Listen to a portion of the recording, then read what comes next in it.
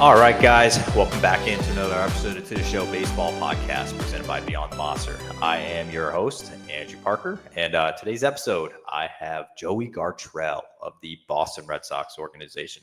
Joey was a 15th round pick in the 2024 draft by the Red Sox, and he's actually recovering from Tommy John, and actually he is beginning a rehab assignment the week this drops, so he will be back before you know it, and he'll be back at an affiliate as well before we know it. So we had a great talk about, his journey from being drafted to recovering down in Fort Myers and now eventually getting into rehab games. But before I go any further, please, if you're watching me on YouTube, listening on Spotify, Apple Podcasts, wherever it is you get your podcast, please like, subscribe. Helps me a ton, and I always appreciate it. But yeah, without further ado, let me shoot you on to the interview with Joey Gartrell. I am joined by Joey Gartrell of the Boston Red Sox system. Joey was a draft pick of last year's draft. He was actually in the 15th round, and he's been recovering from a TJ surgery he had in his final year at the University of Portland, which I will ask about here in a bit. But Joey, I do kind of want to just start off. You're obviously in Fort Myers right now. You've been there since you've been drafted. How has the rehab process been with the Red Sox? Yeah, so far rehab's been really smooth for me. There hasn't really been any major setbacks. And the staff down here, ever since I got down here in July, has been phenomenal. Between the trainers and the strength trainers, and then also just the facility and what they have to offer, it's really cool just to be able to be part of that system. And they've taken great care of me. Technology wise, they're tracking everything to try and keep us healthy and keep us on the right track. I've made some really big strides here in rehab. So, I love it down here right now. Yeah, I'm going to have to ask the golden question here out front. What is your, I know every guy has it. I know your roommate, Alex Bichard, has his target that he wants to be ready to go by this certain date. What is your, what date do you have circled? You're like, I would love to be either at an affiliate, rehabbing, whatever. What's that date for you? Ideally for me, it's June 4th. That's when I get off the 60-day. So that's ideally the most, I wouldn't say likely, but the most ideal situation. Yeah, I know it's never, I know sometimes obviously, things can come up or maybe it's just like, be cautious with things or whatever. But I know it's obviously not set in stone, but I know speaking to Alex, he was just like, man, I want to be activated before the All-Star break. That would be ideal. So for you, June 4th, if you're activated on June 4th, you are a very happy man. Absolutely. Okay. Yeah. That's coming up. Actually, I wasn't expecting 1 and 2 weeks from now, which yeah, I love the goal, but for yourself, obviously having Tommy John during college and before the draft, were you at all a little nervous, I guess, just having that happen when it did? And obviously, before you got drafted and everything, like what was your thought process like, I guess, when the injury occurred while you were still in school? Oh, absolutely. It was my draft year, and I felt like I put myself in a really good position leading into it. And then stuff happens, and it's just part of your career. Nowadays everybody, it's kind of like a rite of passage for pitchers to get Tommy John. If you're throwing mid upper 90s. Yeah, it was definitely a little bit stressful for college, but I had really, like I said, I'd set the framework my sophomore year specifically because I started the whole year. And then the 4 starts that I did get to have at Portland before I went down with the injury. With my coaches, my agent, and just the scouts I had already made connections with, they were able to kind of keep me sane through the early processes. And they told me to keep my hopes up and just trust that if you're meant to go, you will. And the injury is definitely a setback, but it's not something that will long-term affect your career. Yeah, and I guess you brought up something I am intrigued by as well. Is you obviously you had the injury and the surgery pre-draft, and I guess let's talk about the interest wise. Is obviously you ended up getting drafted by the Red Sox. Was that something that you thought was going to be a possibility even before the injury? Were your talks with the Red Sox pretty good, or were they kind of maybe they came out of left field and drafted you weren't expecting it. I guess like how did that go? Like, pre-injury and post-injury. Yeah, I mean, the Red Sox scout, our area scout, he was always on me from the beginning of he told me my freshman year, I didn't know that, but like, he'd been scouting me for a while, and we had made a really good connection my beginning of my junior year in the fall. So, I mean, they were probably the team that I figured had the most interest after injury, just because of my talks with him, and he was kind of that guy that I said keep your hopes up. Like if it's going to happen, it'll happen. So yeah, I would say that I had a pretty good relationship with the Red Sox leading into the draft, both before and after surgery. Okay. Yeah, and that's all. It's always so interesting to me, right? Because it's like, obviously you make connections with, say, your area scout, I think is Carl, but like say like you made a good connection with him, and then you have the injury, and it's like, there's an alternate universe out there where it's like, like maybe we're not as high on him as we were before. But that's actually great though that they like stuck with you, and obviously giving you a great rehab experience down in Fort Myers, and we're gonna get to see what you get to do here over the summer. But I want to talk about you as a pitcher, a healthy pitcher. I know that's something that you are dying and probably scratching to be. So, who is Joey Gartrell, the pitcher? Like, what does your arsenal look like? Like, where pre-surgery, like where were you at velo wise? I guess like who are you as a pitcher?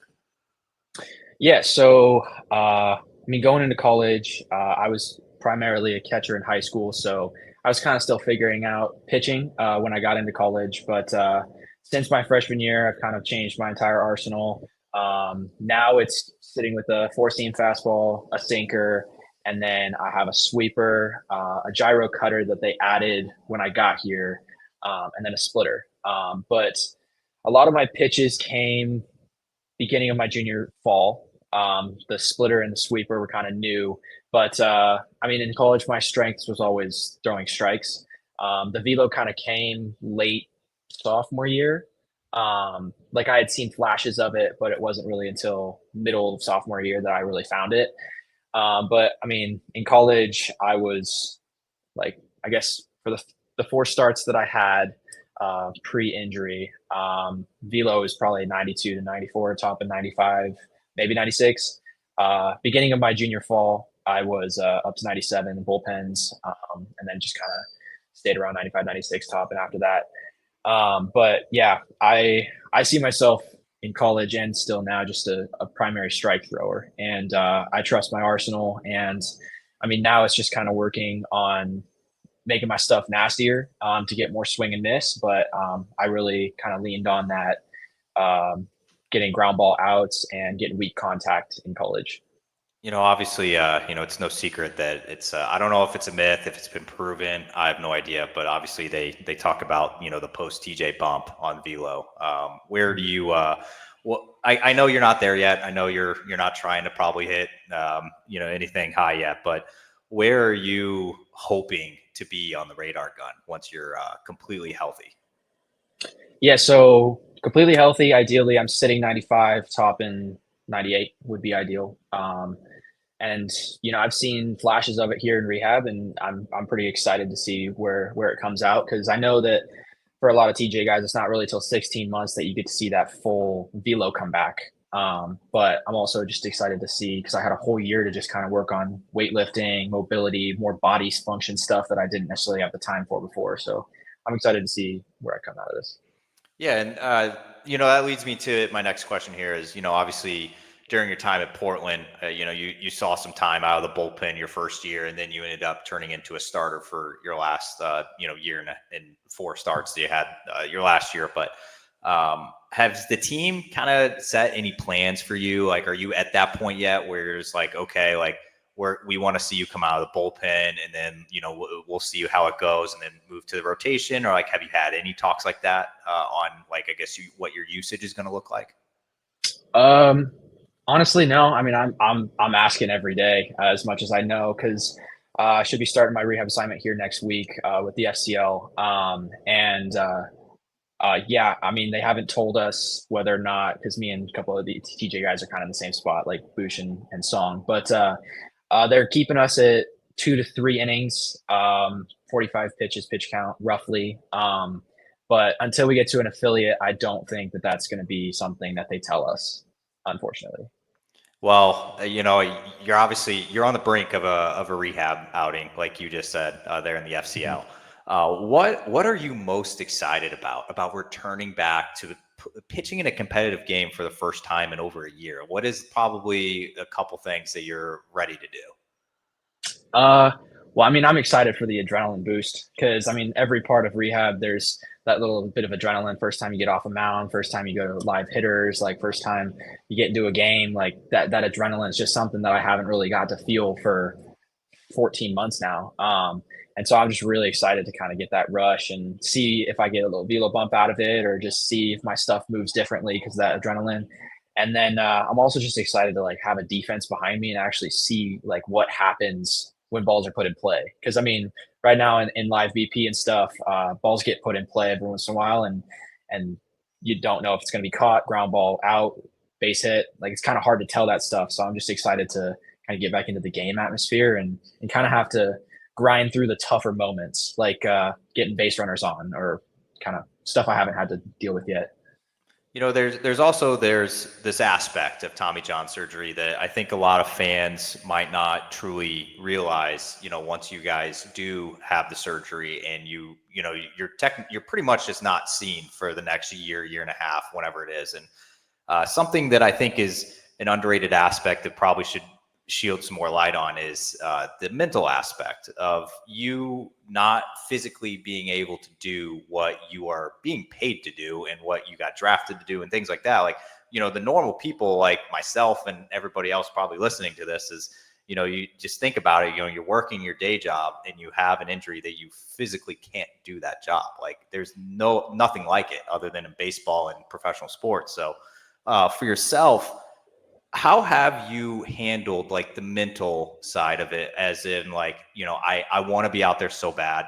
I got drafted. I'm with the rest of my draft class. They're all out there at affiliates, like doing their thing. I can't though. So what are some things that you've done to kind of keep you busy and I guess keep your mind off of things to don't get too far down that rabbit hole?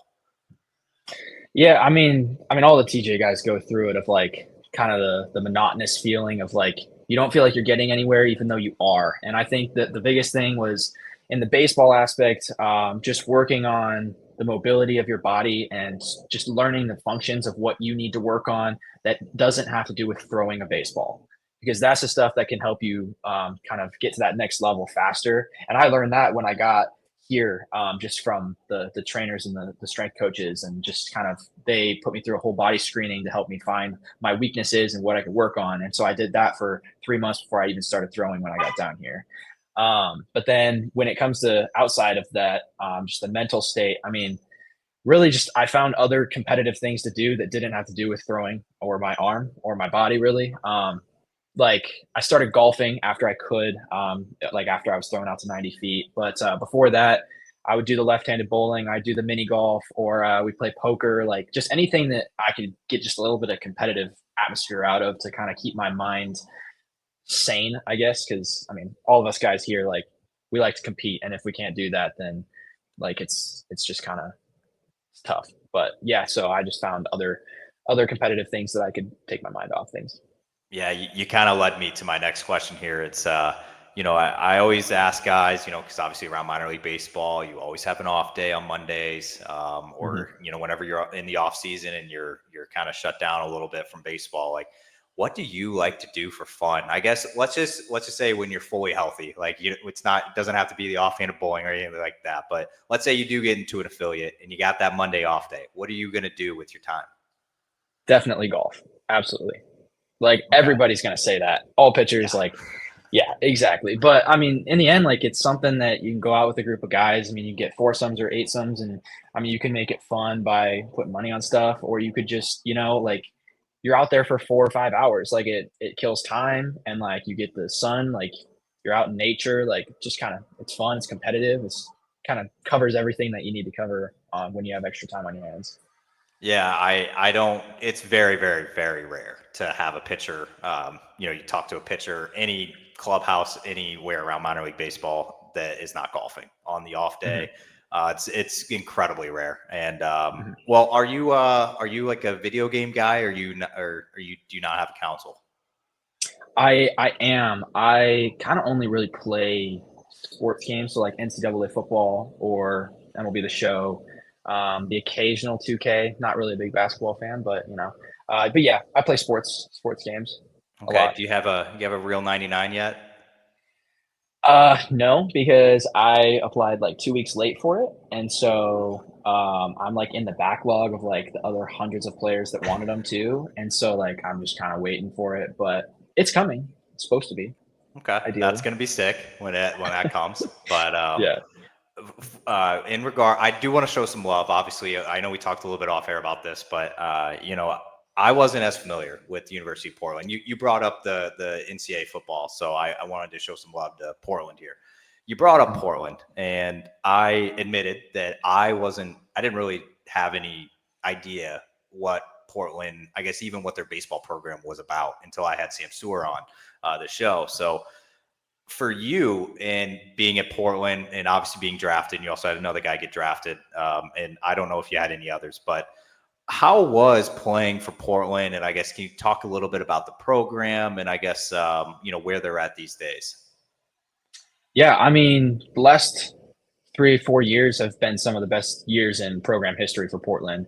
I mean, my freshman year, we had 2 guys get drafted. This year, we had 3 guys get drafted. Like, we're producing talent, and it tends to be a lot more local guys on our roster. But just in the terms of the coaching, and they really just kind of push you to find your strengths, and then like you just continue to work on those, and like as the weaknesses come, you work on them, obviously. But they are more, I guess, they don't just push velo like for pitchers. Like they push stuff, and like it's West Coast baseball, so they're going to be pushing off-speed pitches. They're going to be pushing accuracy and precision because they're wanting to get outs. Because I mean, at a mid-major D1 like program, not everybody's going to be able to blow fastballs by guys.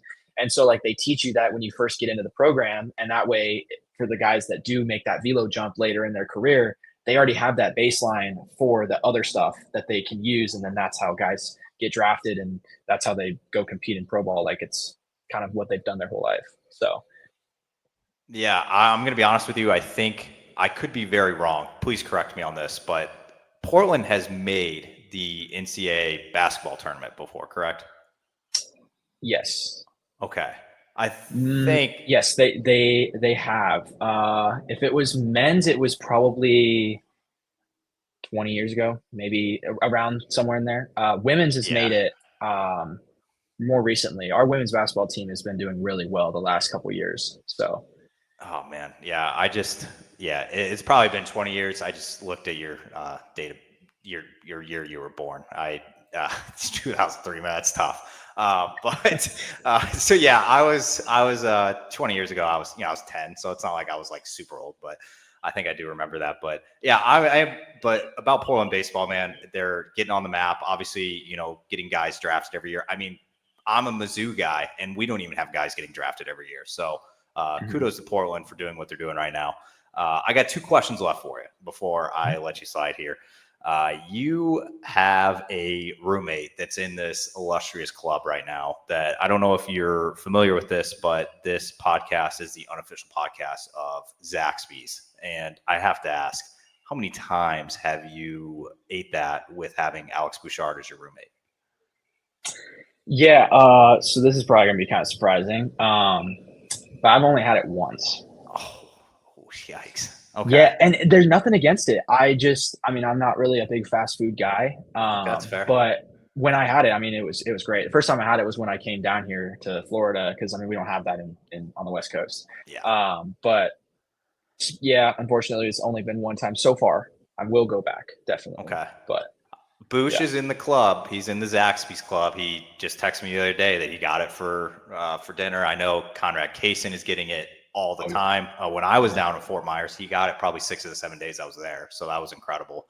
Mhm. There's a very distinct club in the Red Sox organization for Zaxby's guys. So might have to join it. I know that there's some in Salem. I know there's some in Greenville. But once you get up to New England, there's zero. So And there's obviously 2 in Fort Myers, so can't beat it. Mhm. All right, so my last question here. You brought this up, obviously, in regards to where you're from, and you are an Oregon guy. You went to college in Oregon. You're on the East Coast now. You're about as far away from home as almost possible in baseball now. So it's two-parter. So for one, what do you miss the most about the West Coast and being back home? Obviously that you can't get in Florida, or what are you not liking about it? And then two, I guess what was the biggest challenge, I guess? Was it obviously being so many time zones away from friends and family? Was it just, just different style of life? I guess what were some of the challenges you had moving coast to coast? Okay, so one thing that I miss about Oregon is just kind of how calm everything is. Like I mean, I live on 20 acres, kind of out in a rural area. So being home, it's really peaceful for me, and it's there's also completely different types of trees. It's a lot more green, and like everything, like the grass is softer, and we got like evergreens, and it's really beautiful out there. So probably the sights and just kind of the peacefulness of the nature. And then the second part, I would say the toughest part would probably, yeah, be the time zones. Just because calling family, like initially we had to figure out what 3 hour difference meant for our schedules. But in the end, like it hasn't been that big of an issue. Like for them, it's a long flight for them to come watch me play. They're still going to do it plenty, but that's probably also a factor. It's just the distance for them is going to be a lot of travel. But yeah. Yeah, they're going to be putting in their miles to come see you, man. That's about as long of a flight as you could possibly have, I think, in the continental United States. It's got to be. Yeah. Unless you're from Washington, yeah. Yeah, So that's a good it's point. probably a difference of a couple hundred miles, but it's not much. Yeah, no, So that's yeah, it is. It's always crazy. East Coast is. I grew up in the Midwest, lived out on the East Coast, lived the South, everything, and it's East Coast is just different, man. It's fast out there. Even Florida, a lot of old people, but man, it's fast. But all right, Joey, I appreciate you a ton coming on. Obviously, wishing you nothing but the best, beginning the rehab assignment and getting to an affiliate, and hopefully the next time we have you on here, you have a full season under your belt and you are going and doing your thing. But thank you so much for hopping on. yeah, I appreciate you having me.